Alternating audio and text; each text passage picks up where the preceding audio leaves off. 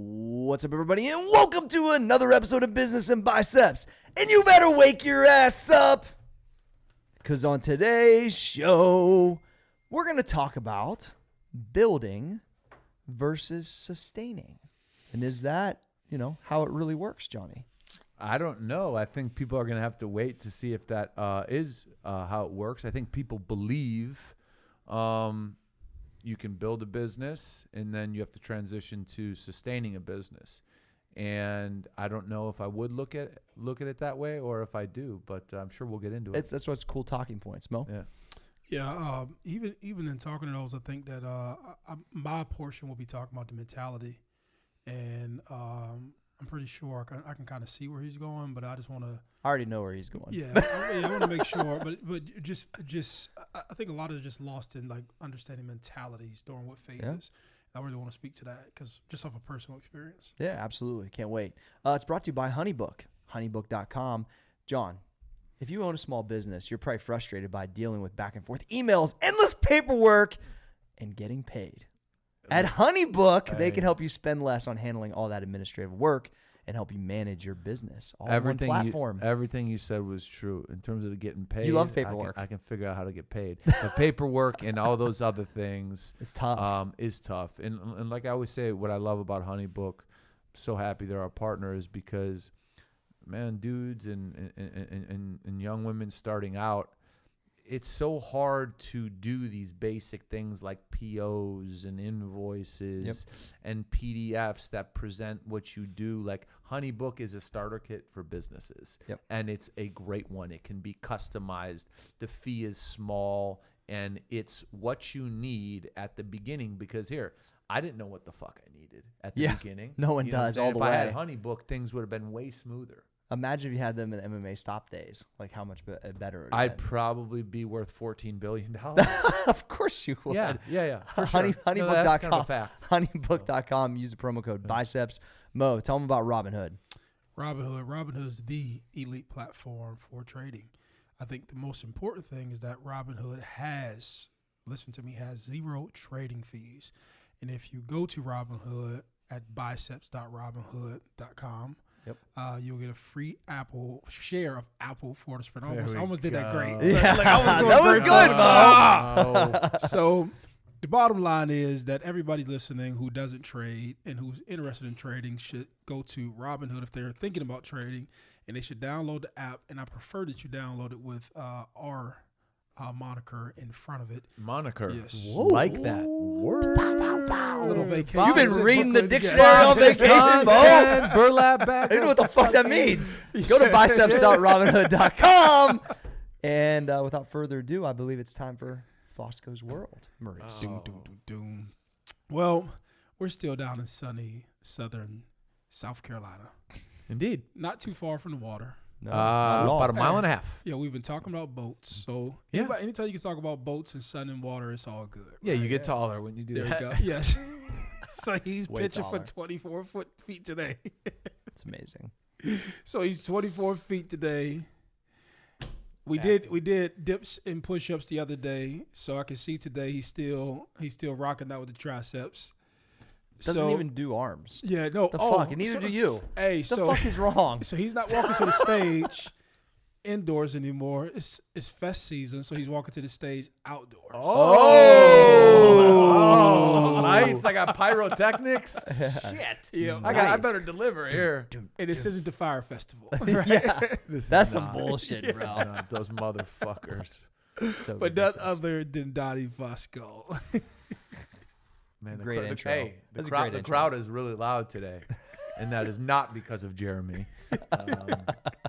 Prior to what you may think. All right, okay. So I'll be the first to say that I don't think I mentally have it all figured out. I think I have some things figured out, and I think I do not have some things figured out. But I think one thing, and I was talking to a professional 2 weeks ago that kind of we zeroed in on because she was trying to get in my head in terms of like how I like execute on a daily basis and how I keep track of what needs to be done. And these are her words, not mine. It was like, you really have, and this isn't about me. I'm just trying to share this with the listeners, so to give them an understanding. So you really have a gift to where you're not in tomorrow at all, and you're not in yesterday at all. And we talk about being in present time all the time on the show. She's like, you are really in today. And I was like, well, I'd like to think that to be true, but she's like, no, you really are in today, because if I probe you about the future, you don't even go there, because I always use the term I'm at peace with the unknown. But when you're trying to accomplish anything, it's virtually impossible if your mind's on yesterday, your mind's on later today, your mind, like, it takes so much to get something right in business. It takes so fucking much, and all we have is the day, right? I'm not going to get into the, anyone can lose their life tomorrow, but they can. All we have is the day. And if we don't learn to kind of monitor and audit our thoughts, if we're thinking about the fucking national championship game last night if that shit's playing in our head, we're not zeroed in on what we're trying to accomplish today. And if that's the case, what we're trying to accomplish today, the probability of accomplishing it is much lower. So this may come naturally to people, or this may be something you need to think about, because a lot of time people spend their time and their mental energy thinking about what happens after work, what happens when I stop, what happens when I go on vacation, what is she gonna think when I say this, and they're not here. I'm doing a podcast with Maurice and Cory right now. Trey's recording it and Jeremy's producing it, and I literally am nowhere else but here. My brain is nowhere else but here.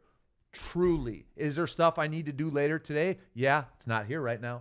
Yeah. I'm here right fucking now.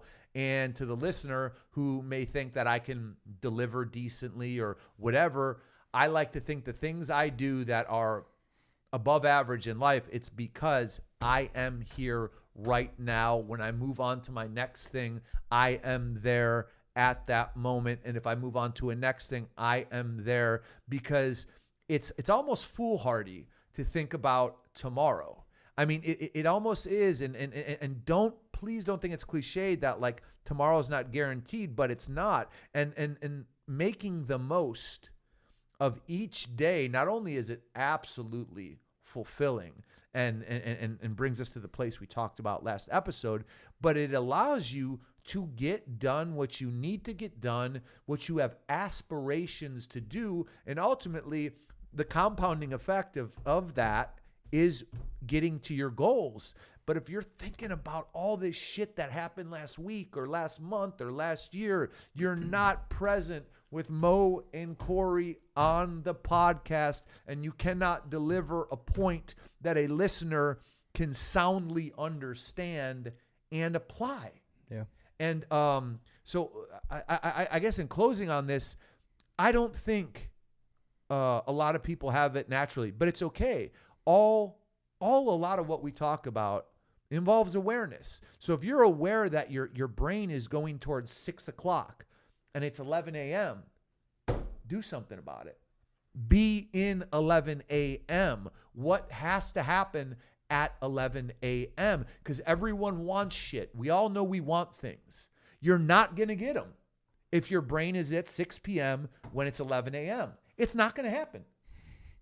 As you were talking, I just kept on replaying in my head like a basketball game. I kept on thinking of Michael Jordan for some reason. And a lot of that correlates to sports and being present, and I just talked about that's the difference between professionals and amateurs.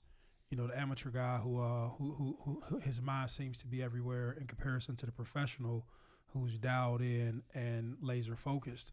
And there's another thing you hit on that I can't stress this or say it in a different way, and I wish I had a better vocabulary, that when you finally get on the right track in business to what you're doing and you're really trying to do something sizable, you start to realize it takes a lot of work.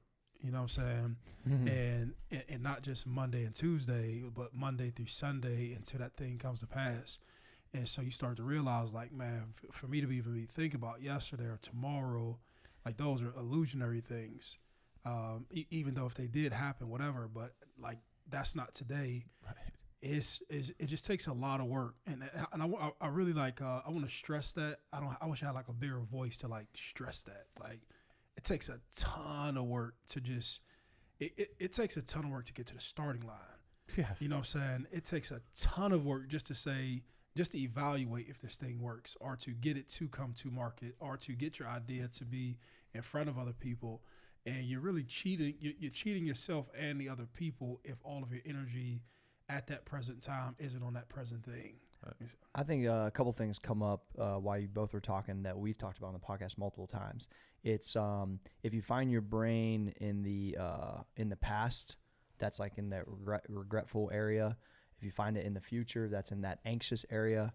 The present's where you get things done and accomplished. I think also it comes down to when you don't have a lot of time because you're so segmented with it, you really don't like have time to spend on those thoughts because you're so involved in what you're doing. So to some degree, the life that we have pursued weeds some of this stuff out by default. Because John, you ain't got really time to worry about tomorrow because you have so much to do today, right? Right, but I think we have to also give ourselves and others credit who can do that, because it's human Sure. to think like that, to think about 6 p.m. when I'm going to be going out to dinner with my family. That's human. Mm-hmm. But in this world, it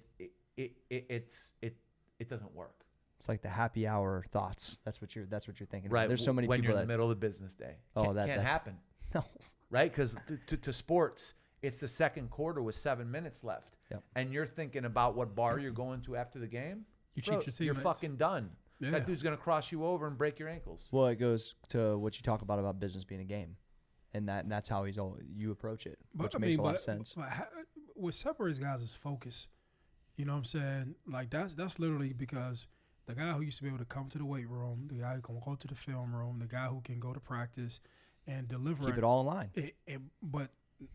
But to do it and to move with vigor and purpose and like he's trying to get something out of that process in comparison to the guy who is probably not getting the playing time that he wants, who becomes distracted by everything else.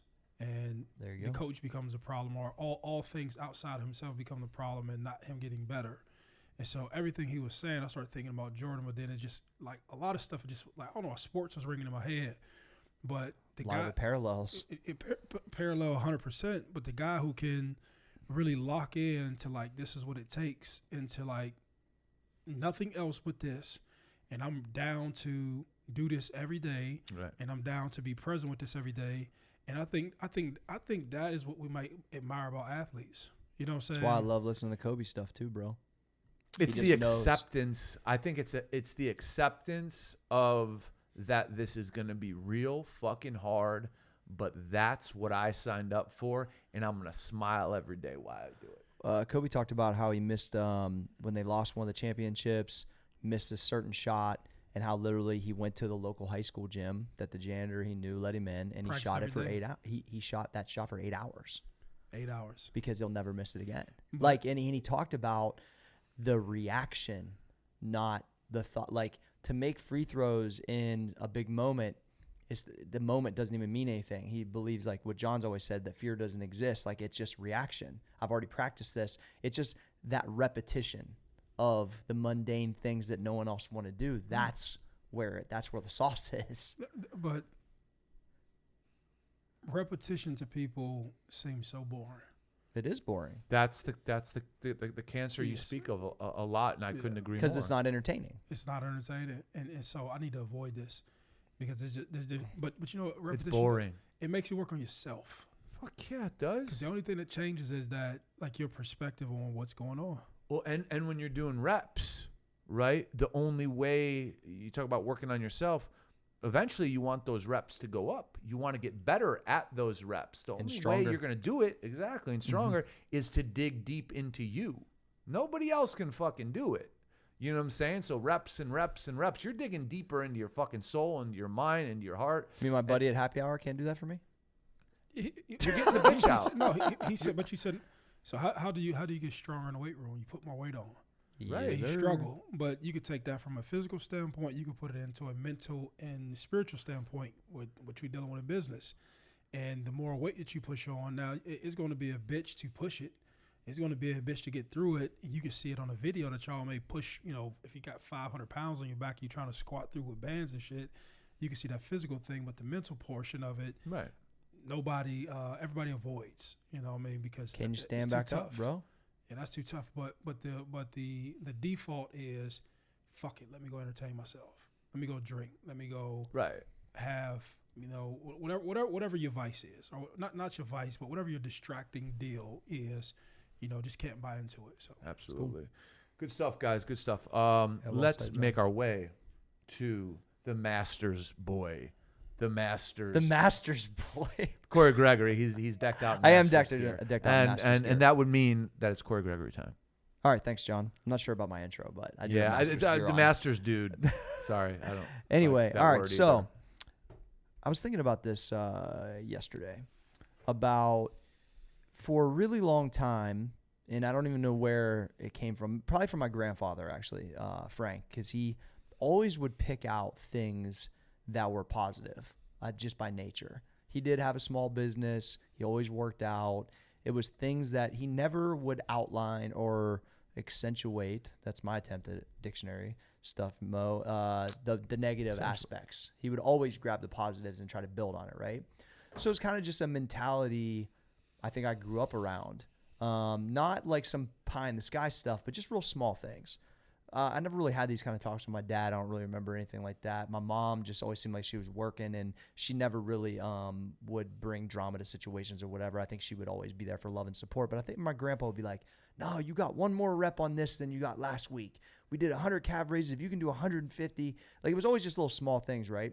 So I started to notice that even as hard as some of those things were that I dealt with as a kid, or how pissed off I was about my situation, I would try to grab the positive thing in it, right? So I think it was a learned behavior out of maybe some sort of defense mechanism for what I was dealing with or whatever it was.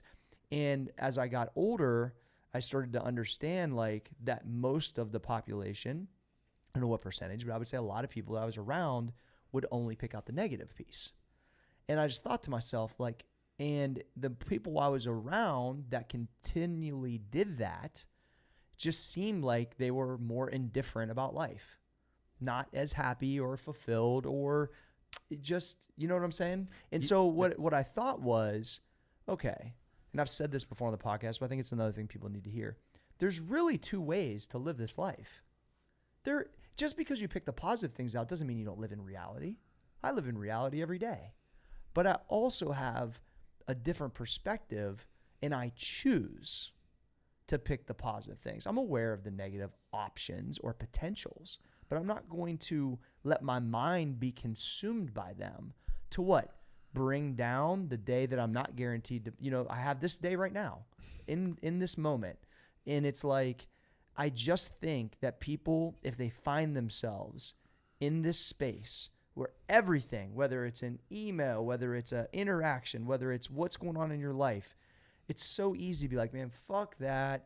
This sucks, blah, blah, blah. But on the flip side, you could probably find 7 times the amount of things that are good that you should be thankful for, and that you might aspire for more. But at the end of the day, it's like, I just want people to look through this lens. If you're listening to this right now and you're in that victim, woe is me, bitch type of mentality, flip it a little bit and try it tomorrow. Try it right now. Just say, everything the rest of the day I'm going to look at in a positive and just see how you feel. Because I'm going to tell you straight up, it's an addicting feeling. And it's not because your head's in the fucking sand. It's not because you're not in reality. Motherfucker, I live in reality.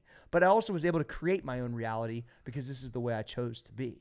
we all create our own realities. There you go. So that's kind of my point. And here's the thing. If people say, oh, this sucks. Oh, this is bullshit.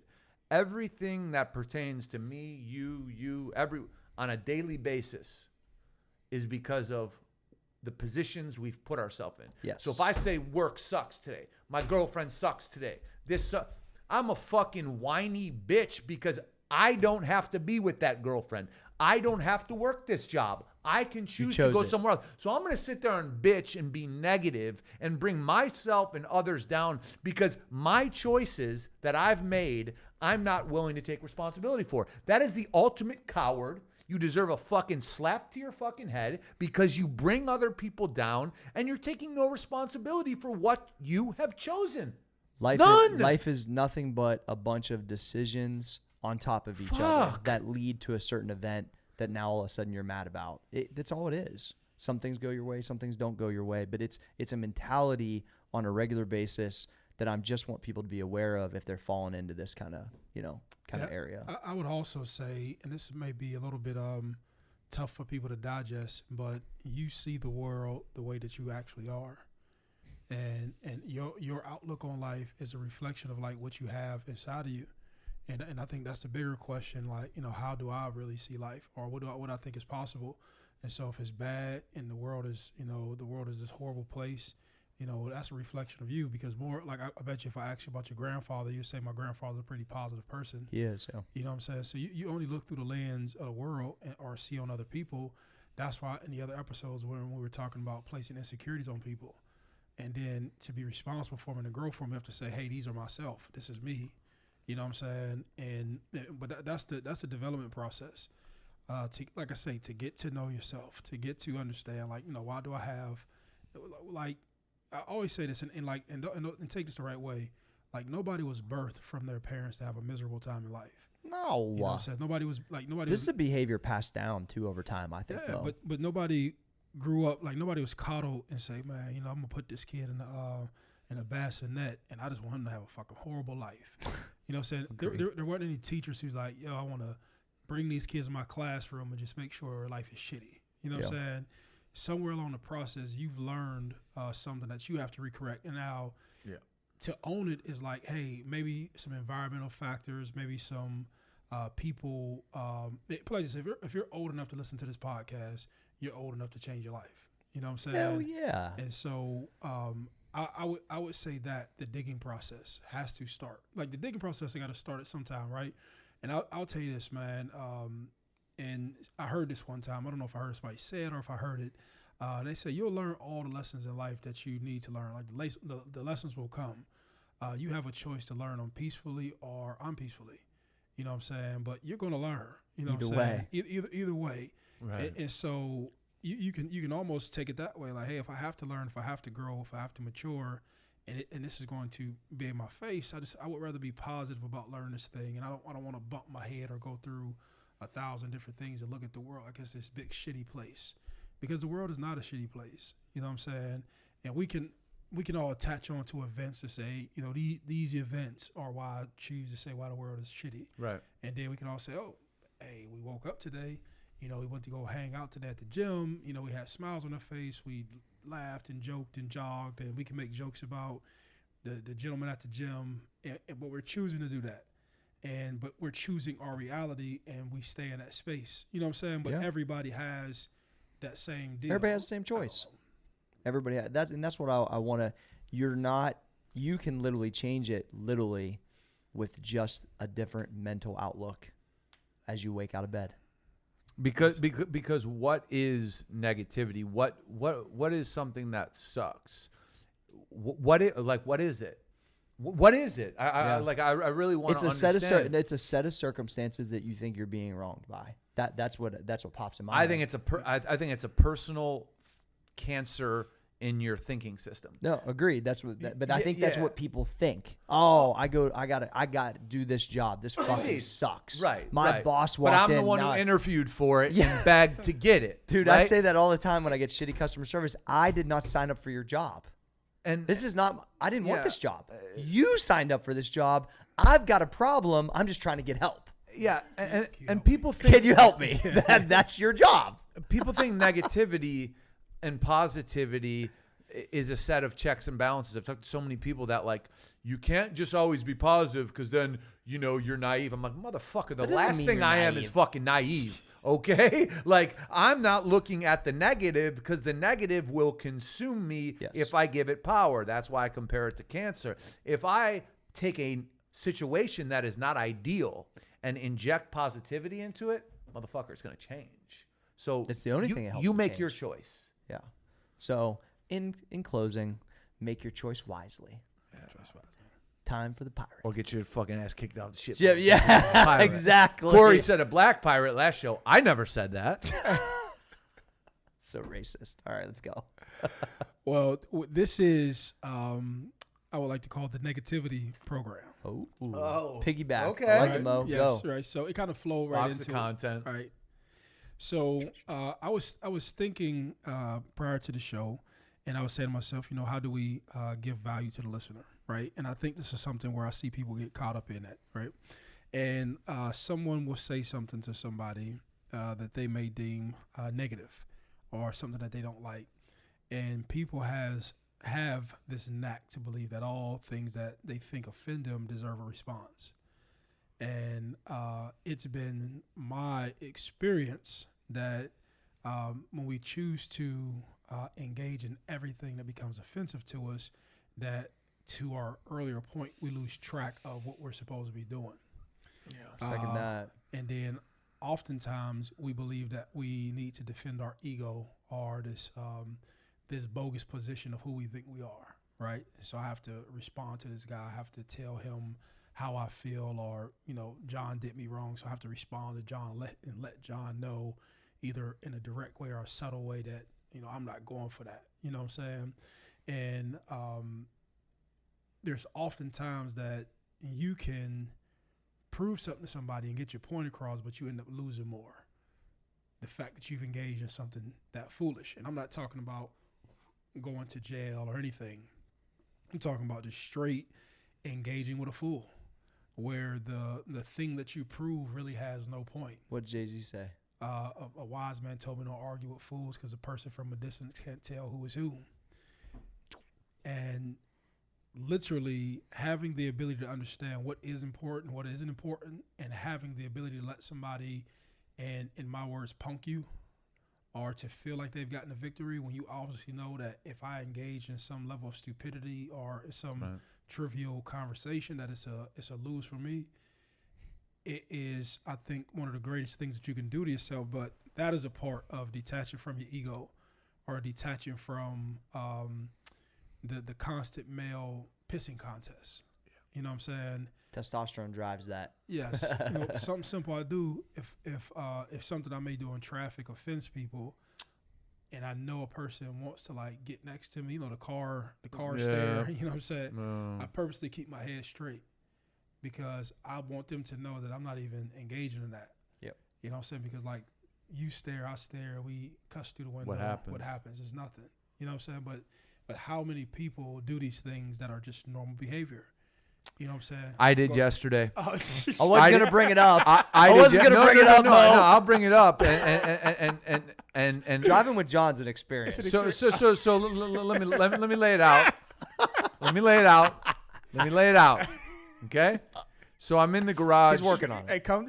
I'm working on it. Okay. One of those confessional booths. Yeah, this is confessional. Yeah, come to the confession. I'm driving in the fucking garage, in the parking garage of the gym, and I'm turning out to find a spot. And as I'm making a right turn, this car wants to get past me. So this person, we'll call him, or whatever it is, speeds up as I'm turning. So I purposely turn super fucking slow, like, you ain't gonna hit me, motherfucker, try it. So, and they come up and they throw their hands up and this and that, and they start riding my ass. And in the parking garage at the gym. And my blood starts boiling. Oh.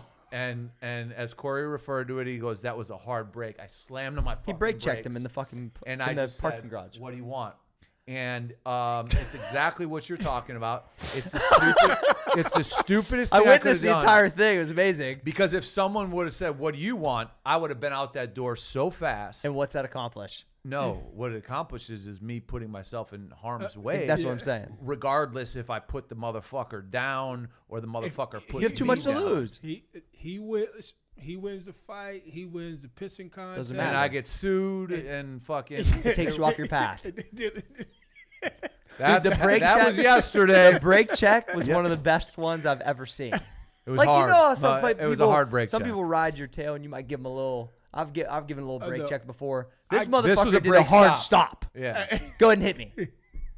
Like out of dude. I looked at these. I was like, it was amazing. So I'm learning. Hey, to the listener, I didn't know that happened. as soon as you started talking, it's the Yeah, first thing I thought I was about, thinking and about I was like, "Is John gonna? I'm not gonna bring it up." but It was aggressive. but he came to the confessional room. Yeah, I came to the booth. He came I to- am an imperfect soul. So Go good. say That's five why I have a Hail Jesus Marys. book over there, Yeah. just so you know. So Yeah. good. Okay, we're good. Yeah, not just right. but I just mean, and so like I said, I don't have to play that out, but you know, he has a lot to lose. You know what I'm saying? But everybody in theory, or in not in theory, everybody.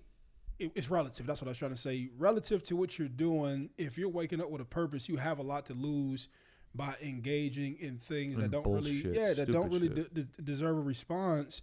And so part of that is suppressing like that ego, or part of that is suppressing like, yo, this ain't that serious, bro. You know what I'm saying? Or think of confrontations that you may have in your life right now that have been extended, and you go back to the root of it. You say, man, you know, is that really worth me ruining a relationship over, or keeping this grudge with somebody, and this person has a space in my life with how I view stuff? Because I tell people all the time now, like, I don't even want confrontation. Like, I don't even want it. Like, but it used to be so much rooted in what I wanted people to think I was. You know Gangster. what I'm saying?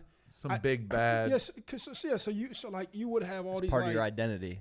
but you would create these fictitious. I don't even know what you call them. You would create these fictitious situations, yeah, where you have a confrontation and I've subtly won. I won this. Yeah. Bro, it's not even. It's stupid. It's all perception. Bro, it's so stupid. That's what I always think when dangerous, I too. see the social media chipping, going back and forth, and I think about that JayZ line actually often. Somebody takes a shot at something I do or believe or how I operate. I'm like, why would I show this any power? A man with no voice feels way smaller than a one that gets any type of attention. Yeah, I mean, it's just the that's a cool truth. line. Yeah, you can put that on a fucking Yes, T-shirt, yeah, Mr. you Claret. cool line. That's I a mean, cool line. Jeremy, that's a cool line. It is the truth though. Yeah. Because all they want is a reaction. They want your energy. If you're big, if you're big time in them essentially, because you're like, this shit don't matter to me, which it Yes. really doesn't. I don't pay it no time or attention. Yeah, you're a fucking fruit bat. It's just what it is. I mean, that's how I've always operated ever since when the other business grew to a point where there was more people that thought they wanted to do that towards me that I wasn't used to at first, because I had never been in a position like you, Mo, where everything's out there, blah, blah, blah. It's like I had to like start to be like, you can't. This is I don't make it political, but this is what amazes me about Trump, because I think I'm not Trump's even. kind of a legend. Well, at yeah, this but hold point. on. I don't yeah. even know what else but, to but, say. But if you think about this for a second, right? Somebody takes a shot at you, and you don't pay it no attention because you ain't trying to give it power. Well, what does he do all day long? You see what I'm saying? That's what amazing. Yeah. he hits so harder. So I thought to myself one time, if I operated like that, like I would just be Trump needs to be a guest on our podcast. taking shots at motherfuckers all day long on Twitter. Yeah. Right. So I was. Hey, he's our president. That's his job. So that's kind of my point, is like I start to think, but I always have reverted back to that JayZ line, because Little that Marco. is literally that's literally what I think. Like, Crooked Hillary. when somebody sees me yelling at this dude in the fucking parking lot after I brake check him, they ain't gonna know who the fucking idiot is. Yeah, because It doesn't matter if that lady was wrong. I think it was a It doesn't woman. matter if her emails were corrupted or not. Yeah. Crooked Hillary. But it was well said. All right, time for B&B butt life time. Butt life. Introduction. All right, everyone. Keep on sending us questions at Biz and Biceps on Instagram and Twitter. If we use your question on the air, we'll send out a free T-shirt for you. First question. Q1 butt life. First question. I'm 34 and moved away from home about 10 years ago, and now have a pretty good job and home with my fiance and daughter. How do I tell my family and friends that I don't have the time or money to be pulled in so many different directions like I could when I was younger? Because you don't have the time or money to be pulled in so many different directions, because it Be sounds straight like with them. you're happy, right, with your girl and your job, and that takes your time, and that also feeds your happiness. So anyone who wants to question it, like we talked about earlier on this show, you know, the beautiful thing is seeing people that actually do love you and accept you and support you when you're spreading your wings and you found your lane. You know, keep those people close, but you don't have to explain anything to anybody, man. Why do people think they're owed it, John? What the fuck is wrong? By proximity, I think. I think there's a disturbing concept in people's head of what family means. I think family means to some people, I have the right to dictate or have my voice heard in relation to your life because I'm part of your family, which is completely unhealthy. And especially with like first generation, like I could just Italian, like that's very real. Like, you're going to hear my voice. Yeah. The big loud uncle that says you're going to fucking listen, Johnny. Right. And like this is how it is. And I you're know like, everything. Fuck you, man. You like you go fucking grease your hair or something, you know? But either way, that's my take on that dude's question. Yeah. Yeah, I think that being real, it's going to be uncomfortable, but being real straightforward is the only way. Look, I'm tied up with this, and this. If y'all need me for real, I'm here to love and support you. But just know that, as Mo always says, like these trivial things of this ant ain't talking to that ant, I ain't wrapped up in that. I ain't never done with that I ain't shit. hearing that noise. I ain't hearing that noise. Straight up. Yeah. That static ain't a part That of my static life. ain't here, dog. Motherfucker. Yeah, I thought he would mean. Hey, straight out the trailer. That's how I tell him, Johnny. Dude, I'm straight out the hood. I thought he was crazy. He asked like, "How should I tell him?" I tell him, "Hey, bro, hey, listen, like People are scared to be truthful, I think. if you all were telling me like, yo, we about to go and buy boats at the dock or somewhere, Let's right? do it. Or we're gonna go buy boats, right? John's ready. If I don't want to go and I don't have the money and I don't have the time, I'm gonna stay home. I can't go buy a boat. Yeah. I don't have the time. So to I be guess I'll be at the so- Courtyard Marriott. So what is everyone so scared of? I don't know. Judgment. They're Is that they're what scared of like. I really don't my mom- understand. I love my mom and I love my dad, and they're pegging me with questions, so I owe them an answer. But the trick is you don't owe them an answer just because they have the title of mom and dad and brother. You don't owe them shit, and if they love you, they understand that. But there's this sense of possession. I possess you because you came out of my body, or I, shot a load to create you. Bro. You know? I'm 34. Thanks and for the graphic. Listen, 34. you got to shoot a load to create a child. Corey, you've shot. Please don't put that on Instagram. Corey, you've shot 3 loads? No. Don't put that on Instagram. Let's go. Right? Next question. All right. Great Children segue, come out of your Corey. penis. What? Could you guys share pointers for the kids that go to college and how you can grow yourself while still in school? Sure. Respect money, number one. Respect your parents' money or your money if you're borrowing it. Respect money and learn how money works. Learn what debt really is. Understand how it compounds. Put together a plan on how you're going to manage it. But when it comes to maximizing the learning there, push here. Take initiative to push professors. Professors teach from a 1985 playbook. Push them. Say, okay, how would I apply this in this situation? How would I apply and push them in situations that are that are meaningful to you, so you know what you want to do in life, or you have an idea. Push your professors to take their knowledge and plug it in. Get the most you can. You know what I'm saying? If there's a smart student in your class that you're like, damn, she or he has great ideas, spend time with them, study with them. It's almost like in business. If we see a smart person, it's like, okay, let's get some of their time. Let's talk. Let's see what they got going on. Like, don't be afraid to identify talent and surround yourself with it. That's how you up your game. I can really speak on this as a current professor. Just saying, John. know. No comment. I'm going to answer that question, but I'm going to tell you a quick story, though. So I got my acceptance email for to be a professor, and you're supposed to answer it and accept it within 24 hours. So Rachel's helping me with the process because I'm a degenerate and anything paperwork related. And she's like, it's been 3.5 weeks since you got this email. Like, are you still gonna do this job? But to my point is, the reason why I'm attempting to be a professor is because of this fact, is that I want to create a class that's completely different than this playbook that is what it is. And with Columbus State, shout out to anybody at Columbus State. Shout out my school, to take my Richard. What's class. his I name? don't know what it's called. What's his name, Gary? Don Don. Shout out to Laventhal. So you can check out my class. It's social media marketing and like business tips or business stuff. I'm creating it right now, but it's completely outside of the box. It's completely stuff that we talk about here, and I'm attempting to not just talk about it, but be about it inside of the box, essentially, that we talk about. What you need to do if you're not taking my class at Columbus State is Do you think it's been a big challenge to you? Here's what's been interesting. I do, and I'll tell you why. But answer first. Okay, so I don't want to get off topic, but the challenge has been the process of going through their process just to do it.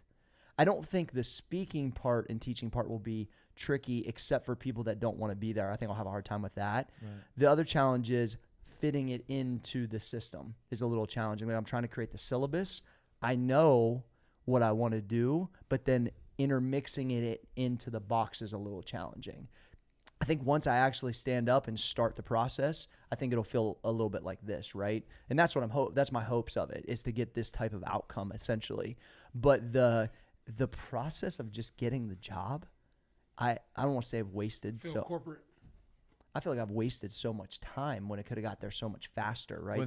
And then you look at the real world payoff, and you're like, what? And Don comes. I know we're off track, but Don comes to the gym and works out with us, and he's like, my professor or my boss is sweating this like crazy. You never answered the acceptance email from 4 weeks ago. The robots. Dude. And I said, Don, I'm going to do the class. Like, I didn't even know I got that email. They don't like to hear that. And I go like this. I go like this, but I'll kill it. He goes, yeah, I know. He's like, can you answer the email? Anyway, what you need to do is understand that college is not the end all be all. I know that there's a lot of material out here in the streets. That is like that. But I still think there's a whole host of people that think that's all there is going to that class, getting good at these tests, and just literally passing through. And understanding that, push your professors, be around people in the university that you think you can get from, and get more out of that college because someone's fucking paying for it.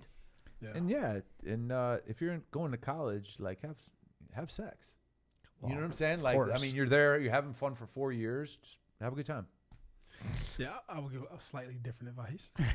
Of having sex? I would say have sex, but I'll give other advice, right? Do you want to give it now, Mo? Yes. Go ahead. It's your turn. No, so one thing. You're the only one who went to college here, Mo. Yeah, Professor Gregory has sent it back to you. No, so I heard Mo had some sex. But if I could do softball. Yeah, if I could, but it's extending that on that, right? So if I could do it over. And everybody who's went to college is guilty of this, in finding the courses where you could just say, hey, let me get an A because it pushes me a little bit. But like, I'm going to take this course just because it meets my, GEC requirements. Mm-hmm. You know what I'm saying?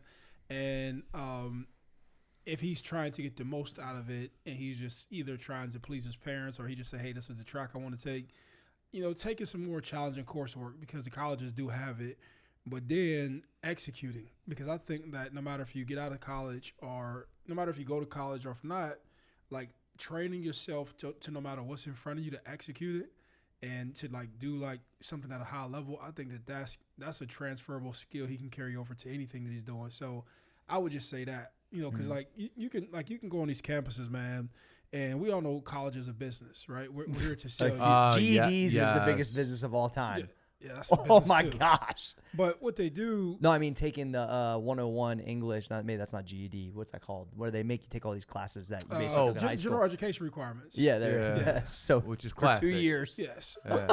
but you have coursework that that you won't necessarily use. If you come out of a decent high school, you get into a decent college, you're a decent... academically, you're a decent human being. Mm-hmm. You know what I'm saying? You're a decent human being. Yeah, you can fit in anywhere. This 2.1 went everywhere. You know what I'm saying? But 2.1 I just don't. Like, I just don't like. Like even when I look back, even to my lady, and she talk about the amount of classes that she took that just weren't worth anything. I look at attorneys and they say, man, I took so many classes that weren't worth anything. But as the student, you can put yourself in a position to take coursework that will be a little bit more challenging to you, but just executing on that stuff. And so that's just my 2 cents. If you choose to follow it, cool. But if not, that's cool too. Johnny, why do you think it's going to be hard for me? I forgot to ask you. Yeah. So hard isn't the right word. Yeah. I think Challenging. Yeah, I think the separation of it's social media centered. Social media. So basically, this is the concept. I'm gonna have it is social media like marketing or strategy, but it's based around like the Carnegie principles actually. So each week there's a 10-minute coursework based on one of the identified chapters from the book that I've based a lot of my business on to make them understand how their content can be valuable. Because it's going to make them look deeper to create stuff that actually is meaningful to whatever their passion is. So yeah, I take it back. I didn't know that piece that it's going to be. I didn't know that. That's what I think will make the difference. I didn't know that. Yeah. So then that's what I pitched, and the people I pitched it to were like, "Whoa, okay." Like they've never even heard anything like that. So I think it'll be cool. All right. We got one more. Yep. Q3 about life. I've been at the same job for nearly 10 years, and I'm beginning to see the writing on the wall for mass layoffs. What are unique ways to look for a new job? I've tried social networks and the internet without success. How can I enhance my search for my next career? You're a slob. You're a slob. You see the writing on the wall for mass fucking layoffs. It's like you've been there for fucking 10 years. You're a fucking slob. Do something and don't get laid off. Be better. Be a valuable employee. Be something there. So you're not a fucking slob talking about, I know the axe is coming, so where should I look for my next fucking job? And then, you know what? You're going to get another job. And then I know the axe is coming. Where should I look? And then you're 60 years old. No one wants to hire your fucking old, ugly fucking ass, and you're not going to get a fucking job. Like, literally, people need to man the fuck up a little bit and say, mass layoffs are coming. I'm not going to be the motherfucker who gets laid off. How can I start cutting throats? That's the fucking mentality to have. You're going to war, dude. People are getting cut. You want to be someone who gets cut? Or do you want to do the cutting? Give me the knife, dude. I'll fucking do the cutting. But people have this mentality of, well, it's going to happen, so I'm going to accept it. You're a fucking pussy. Like, stop listening to our show. I always think, I think it sounds like that in my head. I don't know if I say it that way. Convey it. I don't convey it in that manner, but that is the ultimate thing of not taking your life into your own hands, meaning like you are allowing, and that's what it is. If you allow it, you deserve it. You are allowing someone else to dictate this, and you're just sitting, the epitome of sitting on the sidelines and just watching it fucking happen. Bent over, and like then, in prison, Mo, and with then, the pop can on the fucking shower. And then being able to be okay with that. This is where the entrepreneur side of me is, I just will never understand. Take it in your own fucking hands. Like, why allow someone to fuck you up? I just don't get it. Like, when people say, I get a job, I'm secure, you're not secure. They can walk in tomorrow and tell you you're fucking fired. It's not security. Yeah. It's not security. It is not security. It's the opposite of what everybody fucking thinks. I don't care. I don't. It is unbelievable to me that No, I don't really. I can't speak. Pop can. I really don't even have a response for it. You know, and that's not to be offensive. I don't like it's just certain stuff I just don't. I don't get. I don't understand, and I'm not sure even how to respond to that. I think you should use what John said. Not you, but this guy. Yeah, I mean, pick up the fucking knife and do something about it. Don't just allow it to like fucking this. happen. Having a harsh look at yourself is probably the best things you can do. I think he's going to hear this. Yeah, I think I they think were going to give me some He tactical needs to read advantages. his. I always say people need to read their questions back. I think Jeremy puts his questions on purpose. Yeah. Because he wants Smiling back there. because he knew John was gonna fucking baste him. Let me go ahead and put some His pig gasoline road, on it. yeah. Dude's basically bending over naked with his fucking garbage bag butthole spread open, saying, "Oh, fuck me in my ass, fuck me in my ass." Where do we get this guy from? I don't know. All right, time for the main event. John, What are we talking about? we are talking. I have an Building and amazing amount. sustaining. Building versus sustaining. Perfect. So when I was writing out some notes, I was thinking about this. Like, we've talked about this a couple times on the podcast. Building is where a lot of the sauce is at. That's where the excitement is. That's where the imagination comes real. That's where the detour happens. You think you're going one way and you got to go this other way and learn all these things and come back on path. That's all in the building process. That's how we all get better, right? That's where the growth happens. And then you think about the word sustaining. To me, and that's why I posed this idea, you hear that, but that sounds like staying the same a lot. Sure. And in most people's thoughts, and that's why I want to get yours in mind, is if you're not growing, even if it's 0.5%, you're literally dying in a way. Mm-hmm. Businesses don't stay the same. Yeah, Accurate? Is that the way you think about it, Johnny? Yeah, and I think very few people have the ability to grow a business because it embodies all these things that we talk about, the self-belief, the shutting people out. So growing something, like we were talking about before the show, from 0 to 1 million is the hardest thing to do in the world. Mm-hmm. Once you get to $1 million, you know how to scale up, and you can inject capital. You could do all kinds of things with different financial instruments to grow. But taking something from a thought to $1 million, it means you are a skilled player. Agreed. It means you are a skilled fucking player. And a skilled player, if they have the sheer will to do that, and they go through the bumps and they go through the bruises and they go through the roadblocks that it takes to get there, when you get to a place where the business is running, the last thing you're thinking is like, oh, I made it. Like every point you get to is not it's not a finish line. It's almost like fucking A, time to go harder, fucking A. So sustaining is a lazy man's vocabulary. Agreed. If you're not growing, you're shrinking. You could really think about this even from a personal side.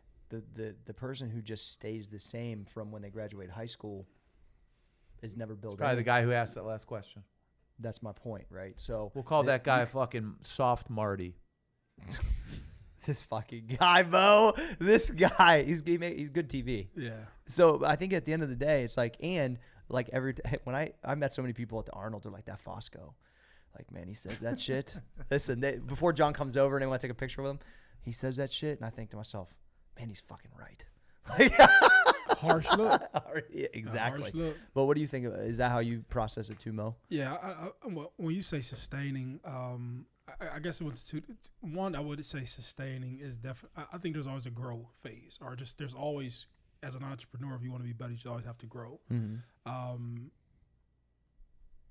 When I first heard this, I was thinking about the mentality it takes to start something, and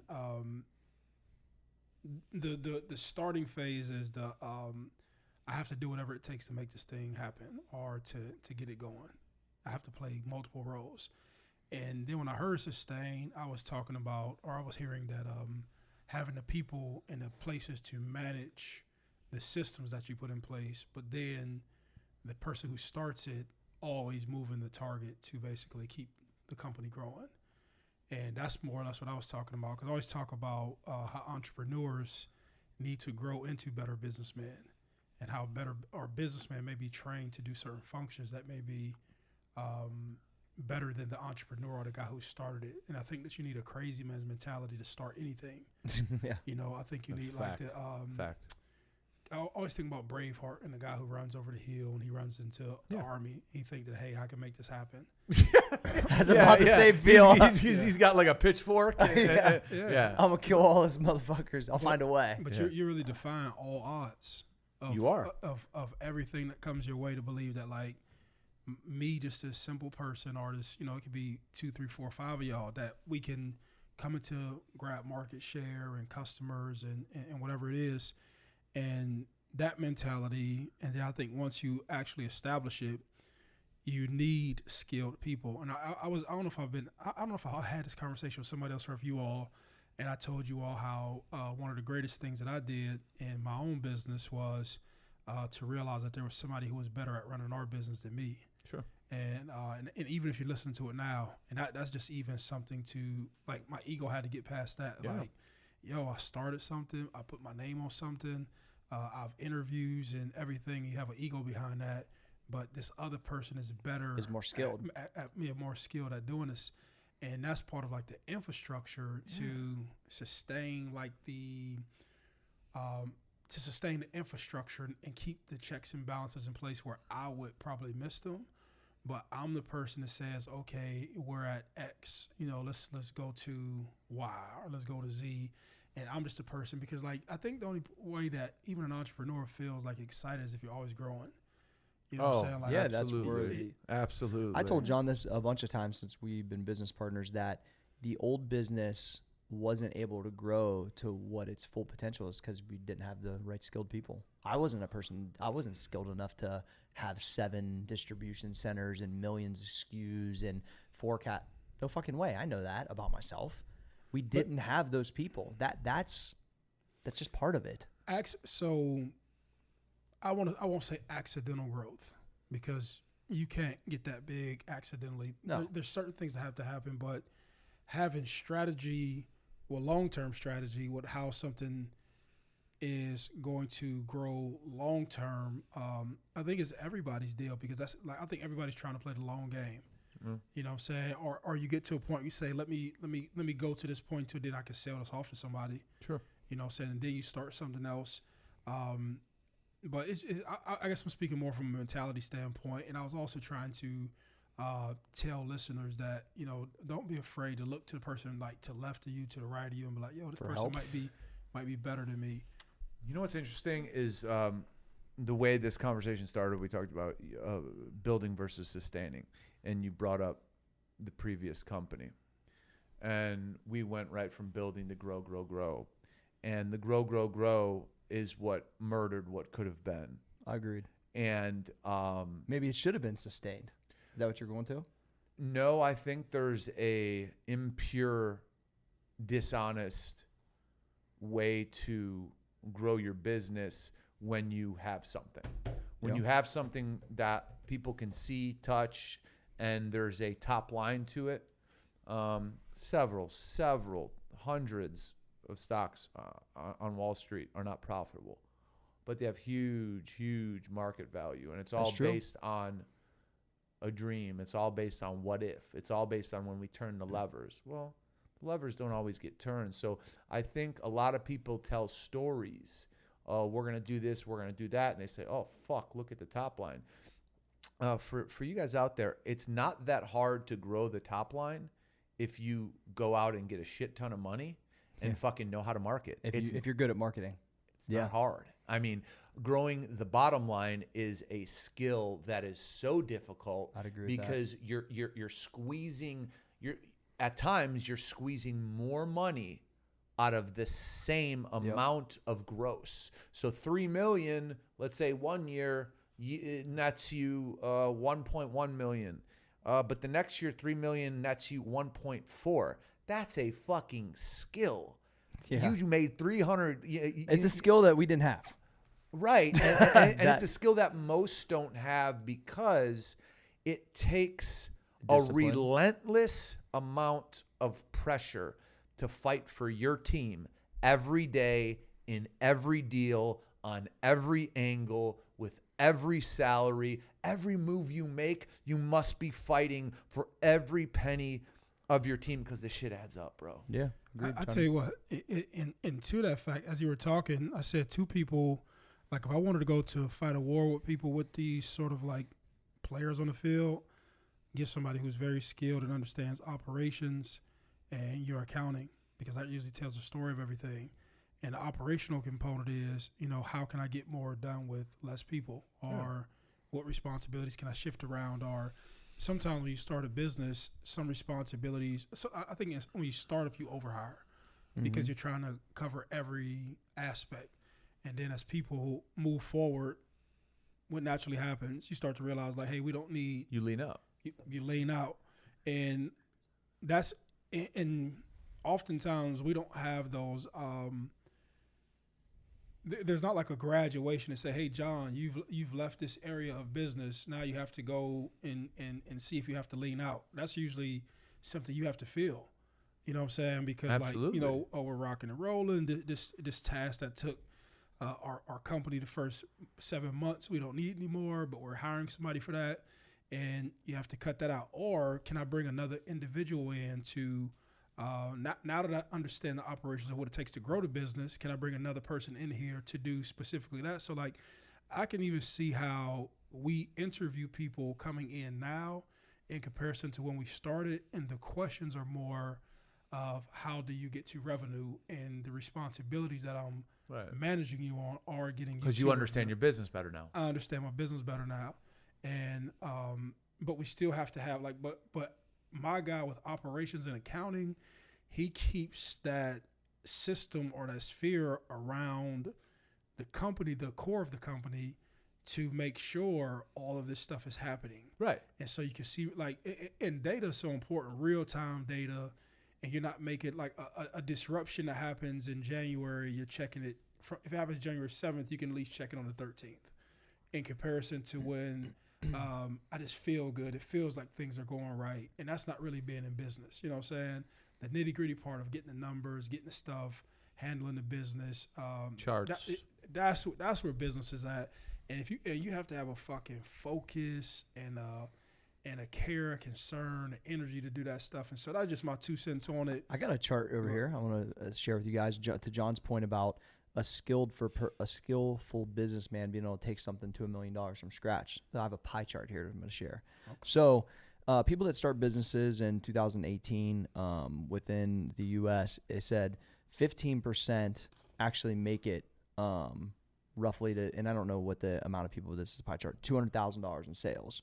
What's interesting in it is only 3% can take it over $1 million.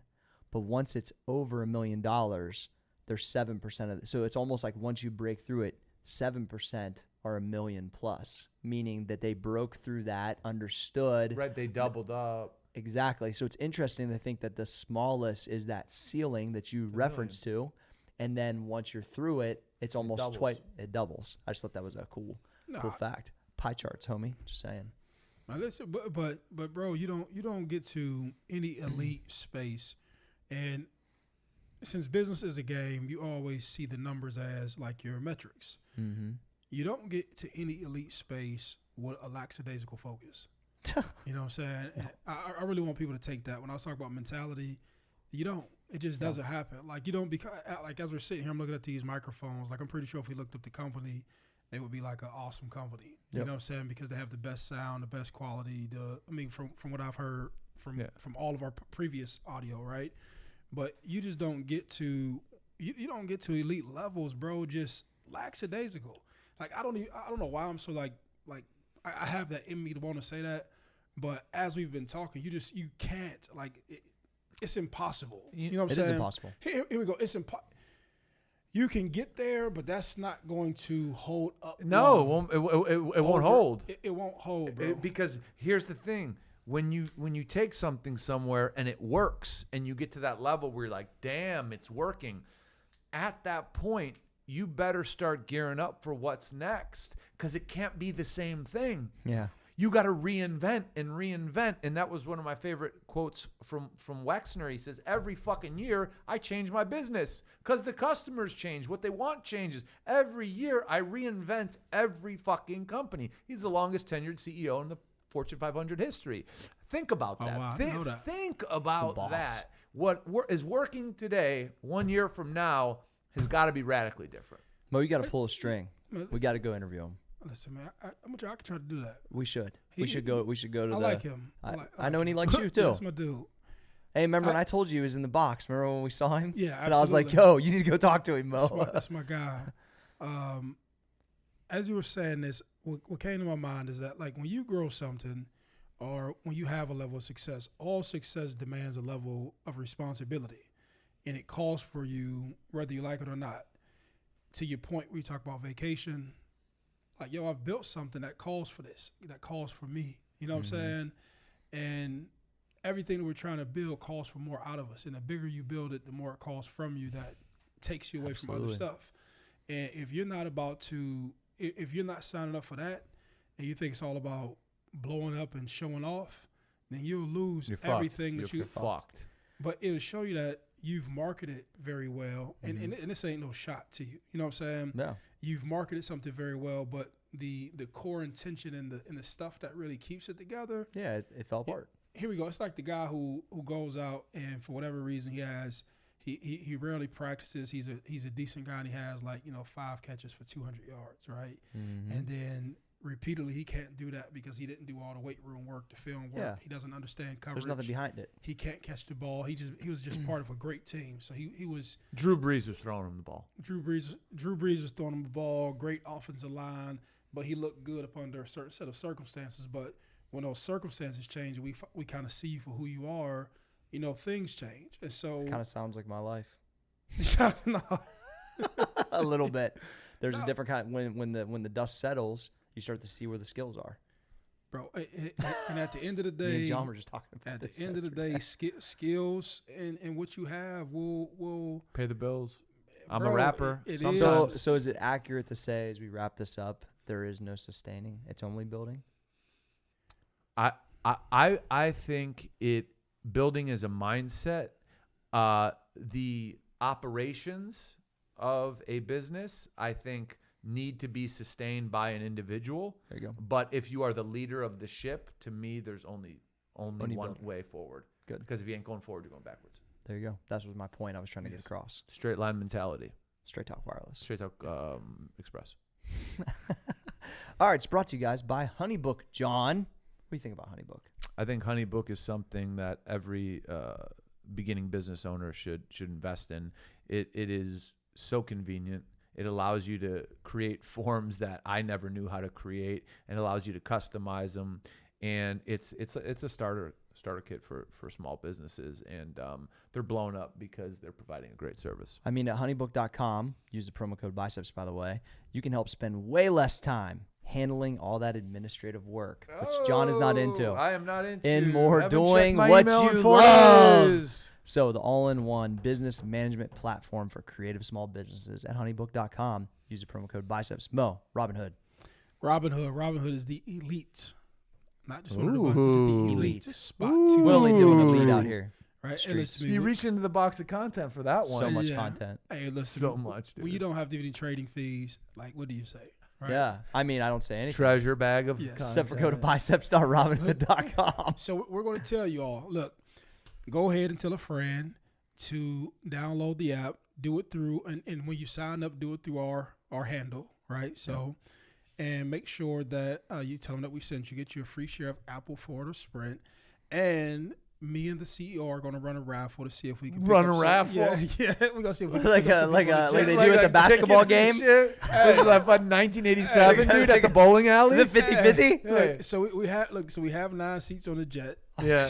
Right, we have 9 seats on the jet. It's usually just me and him. It's just dancing. talking big business, right? Yeah. So Jeremy, you have to create a disclaimer for this ad read.